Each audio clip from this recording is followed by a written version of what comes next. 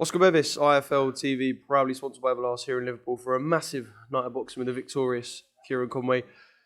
Bit of a weird fight at times to score. There was close rounds, there was rounds he edged, you edged. I suppose the definition of nip and tuck at times. Yeah, it was a tight fight. The early rounds especially, maybe the first 5, I think I won pretty clear, pretty easy. I'd controlled the pace pretty well, the distance. I think he had maybe 1 or 2 rounds a little bit, maybe 7 and 8, I can't remember exactly, but just over halfway through, he started to get a good few rounds. But I stayed calm. I knew that I was pretty sure that I was real far up on the scorecards before that anyway, so it couldn't have made too much of a difference in my opinion. I was never in any trouble at all. I felt like I was in control. But yeah, it was definitely tighter than I expected the fight to be before the fight. But I had a good JJ turn up tonight. He was probably at his best, or one of the best, and he was desperate to get a win. Desperate because coming off that loss with Ted, losing at domestic level again. A lot of people in the crowd and the audience would say that it was his last chance, but it's not. It's not. He's a good fighter. He's got more to come. Yeah. You talk about him coming off the Cheeseman loss. I mean, he was inactive for quite a while when he had the Cheeseman camp and this camp, so that is like a lively JJ Metcalf. Probably, like you said, arguably the best version of himself. Yeah, definitely. When you watch that, when I watched that fight with JJ and Ted, I said to whoever I was with, I was like, that's not the best JJ. I know I've shared a ring with JJ a few years ago. I know what he's about. I know certain injuries and illnesses that he was having going into that fight.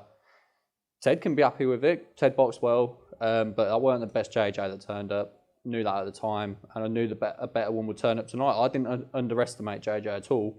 Was he tougher than you thought still? I knew he was tough. I knew he was a very tough man. Like, you can tell just by looking at him and his scouts out there. He looks hard as fuck, doesn't he? Yeah. He does look hard as fuck. But he brought a bit more to the table than what I thought, like bopping up and down and side to side.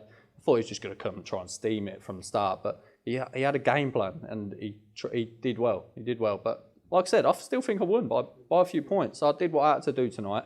Got my win, got my career back on track with a win, and that's what mattered. You said about you thought you won the first 5 quite clearly, and it looked like almost the fight was going to go a bit flat after that because you were sort of so in control for the first 5. What was the key, would you say, in those first 5 rounds? Because, yeah, like you said, you was in control, and it kind of looked like it would go a bit flat and you would kind of cruise it. Yeah, and I'm not going to lie to you, I thought I'd keep that going for the whole fight. I thought, I ain't got anything to prove here. I'm the one in the ring. I'm the one putting my career and life on the line. I'm going to do what I've got to do to win this fight. Like, I don't have to prove myself to these people. I'll come here and I'll win this fight. Whether I've got to cruise it or however I have to win, I'll win.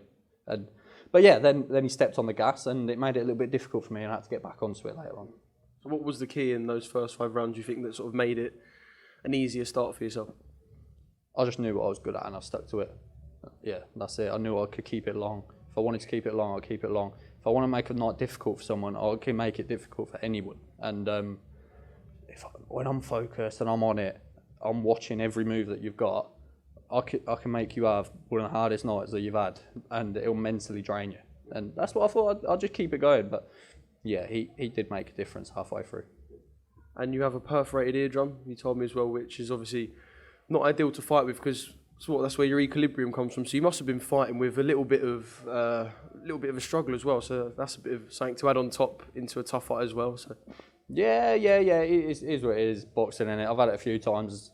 It seems everyone wants to hit me with left hooks on the ear, but it is what it is. Perforated eardrum. People get nosebleeds. People get popped ears. It is what it is. Can you you can relax now, I suppose you can maybe go and have a beer and whatever, but have you got your eyes on the main event, or potentially even Ted Cheeseman and Troy Williamson? Yeah, I'll go and watch both of them. I think they're both tight fights, and I wish the best to all of them in the ring.